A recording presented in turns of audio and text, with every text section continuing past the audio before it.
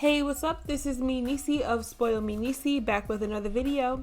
So today I would like to give my 2 cents and my reaction to Coming to America 2, which just started streaming on Amazon Prime today.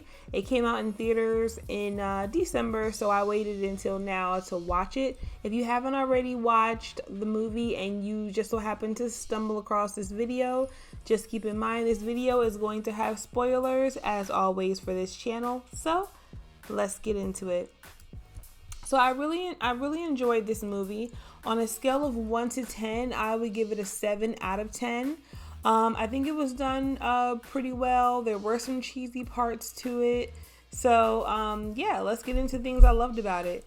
I certainly like that they brought back a lot of people from the movie. You know, the movie as a whole definitely gave you that nostalgic feel, brought back some memories, you know. Of course, they brought back Lisa McDowell. You know, you see like, you know, the after effects of like her marriage to, you know, to Akeem, you know, and you see like how they get along, still madly in love. And I thought that was really cute in the movie, you know. But aside from her, they also brought back, you know, Semi, which is Arsenio Hall. You know, oh, one thing I liked is in the movie they brought back Peaches. I don't know if you remember, but the two twins that, you know, did that rhyme, you know, my name is Peaches and I'm the best, all the DJs want, and you can, you know, that duo, they brought them out at the end. They brought out Randy Watson, the guy that sang that song at the in the last movie. They brought back the barbershop guys, which I thought was pretty cool, you know, and they even had some people in the movie that weren't in the original movie, like Salt and Pepper, In Vogue, Gladys Knight. They did some cameos. They were singing. I thought that was cool. The original girl, the one that hopped like a dog, I don't know her name, but they brought her back in the movie. She didn't have a big part or anything like that, but it pretty much just like showed, you know, what happened to her after that incident, and it comes to find out she is the sister of Hakeem's arch nemesis in the movie. So they showed her a couple times, which was pretty nice. So I really did enjoy like how they brought back, like, you know, all the old characters. King Jaffe Jaffer by James Earl Jones. He was in the movie a little bit in the beginning. His character ends up passing away, but that was nice as well. And he left the movie gloriously. I guess it wasn't too sad the way he went. So yeah, it was really cool how they brought back people back. Oh, who else? Cleo McDowell. They even brought back McDowell's restaurant as well. They had his restaurant right in Zamunda, which was pretty funny in the movie. So yeah, they brought some people back. They also had some new people in the movie, as I mentioned. But they also had like Samuel Jackson playing General Izzy, Tiana Taylor playing his daughter Rodamy, you know, the guy that plays Dre from Power. He played General Izzy's son. One thing that I liked about the movie is like the characters, the people they had to play the characters. So you know, in the movie, Hakeem and Lisa McDowell, they end up having 3 daughters. He didn't have any sons that he knew of in the beginning of the movie. 3 beautiful daughters. I believe one of them is his real daughter, the girl in the middle of the picture that you see right now. The very beautiful young lady to the left, in the darker colored outfit, she's like the oldest daughter. She did a really good job with her role. I haven't seen any of these girls in any of the movies before, but I think they did a really good job in this movie.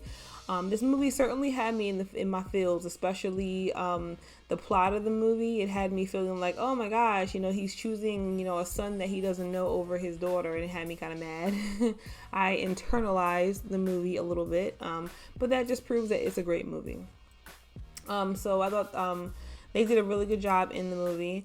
The main girl that plays his daughter, Mika, I thought that she did exceptionally good in the movie. She really shined. Her real name is Kiki Lane. I hope I'm pronouncing that correctly. she really brought the emotion out there. Like during the movie,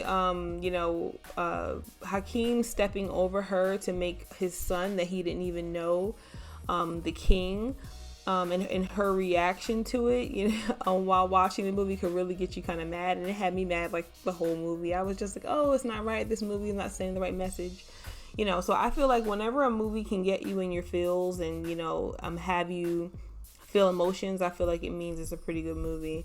And the person that's playing the character that's making you feel these things is doing a really good job too. So big ups to her. I think she did a really good job in this movie.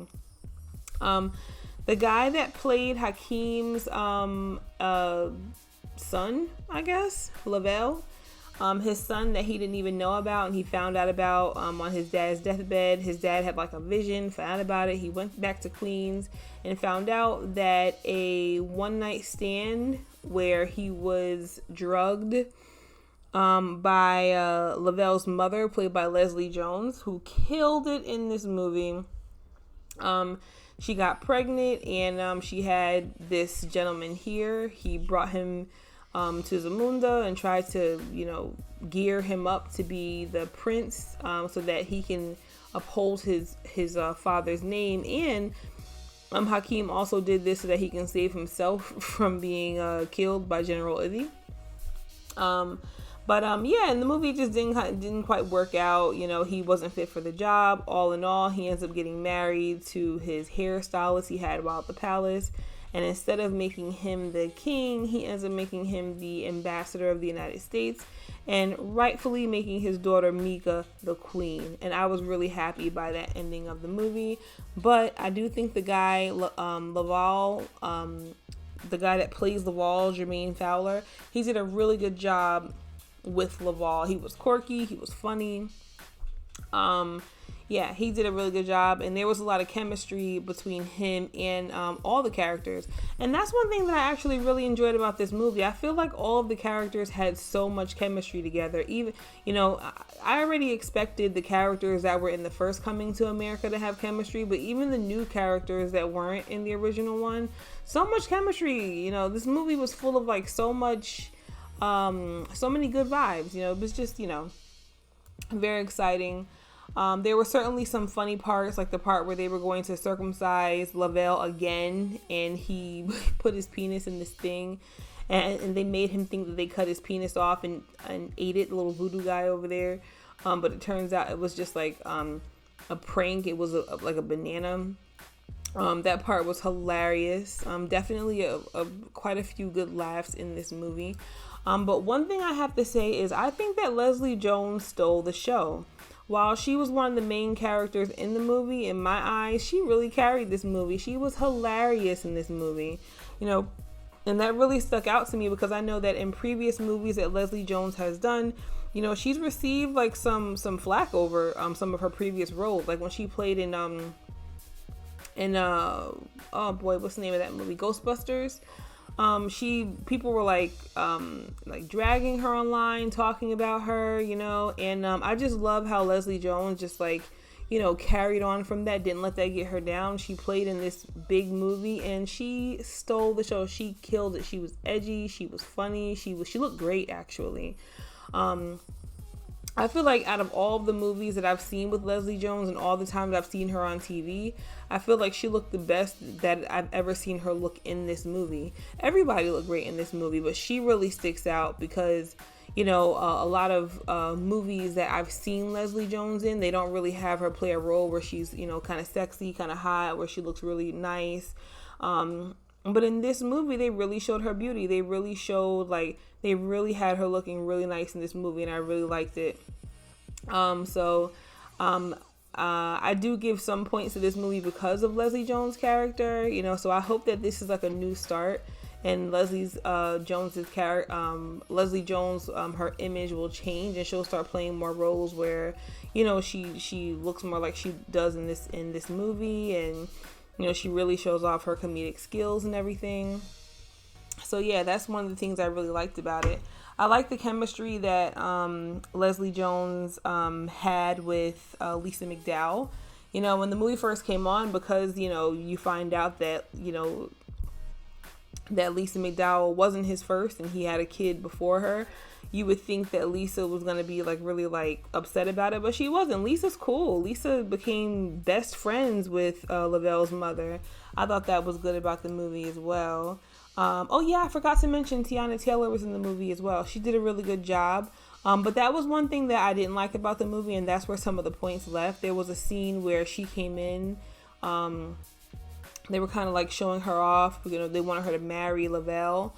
And she started singing and he started rapping, and that part almost killed the whole movie for me. You know, it's like I love Tiana Taylor. I like her voice, I like her music, I like her albums, but I didn't really want to see her character sing in the movie. It really kind of just made it a little cheesy. But all in all, she did a pretty good job in the movie. Wesley Snipes killed it. You know, I haven't seen him in a movie in forever, but he was hilarious. You know, most of the movies I've seen Wesley Snipes in were like serious movies like Blade, and you know, I guess the only funny movie I've really seen him in was White Men Can't Jump, but he wasn't even really that funny in the movie. The movie in general was kind of funny, but he was hilarious in this movie, so I think that he did a really good job. Yeah, so all in all, I am really happy with this movie. I think it was very positive. You know, it showed off all the characters in a very positive light. It was definitely a feel-good movie, had a lot of good laughs, and I would certainly watch it again. If we weren't, you know, if the world was not currently in a pandemic, I surely would have enjoyed watching this movie in movie theaters, but I wasn't comfortable doing that. Watched it at home. But yeah, this is certainly a movie to buy on DVD and have in your, you know, in the house, you know, a movie rotation. I would certainly enjoy watching it again. The only reason why I didn't give it a 10 out of 10 is because I do believe that in some ways, you know, how do I put it?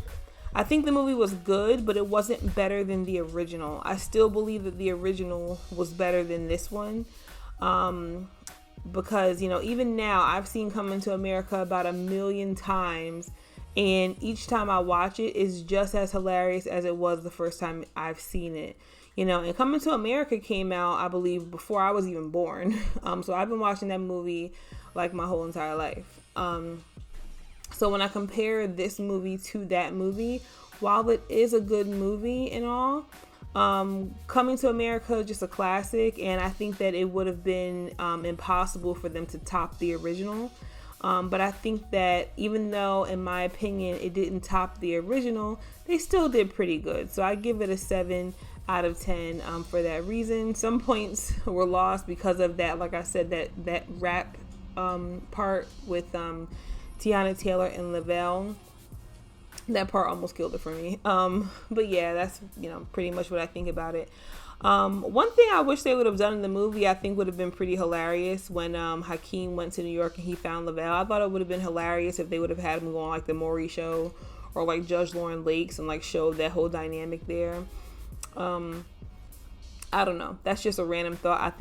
I think that would have been like really funny. But yeah, I really enjoyed it.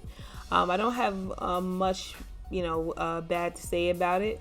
You know, it was a very good movie, like I said. Not as good as the first Coming to America, but certainly a good movie. And it was really nice seeing Eddie Murphy again on the big screen.